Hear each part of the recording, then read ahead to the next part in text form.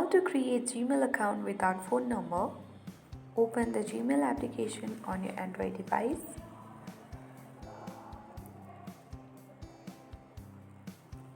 Once you open it, select your profile at the top right corner of your screen. Now here you have to select add another account button. Select Google. You have to wait for a moment.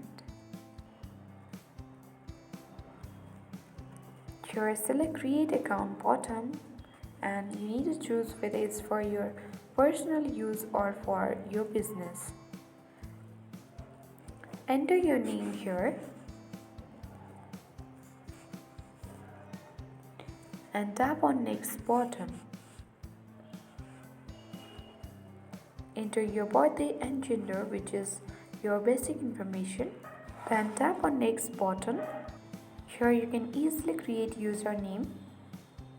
Then tap on next button again. So this username has been taken, you have to try another. Once you have created the username, you have to create a strong password. Then tap on next button again.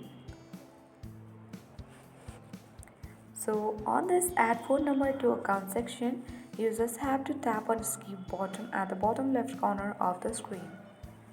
Now you can tap on next button and review your account information as well. Go through these terms and privacy and tap on I agree.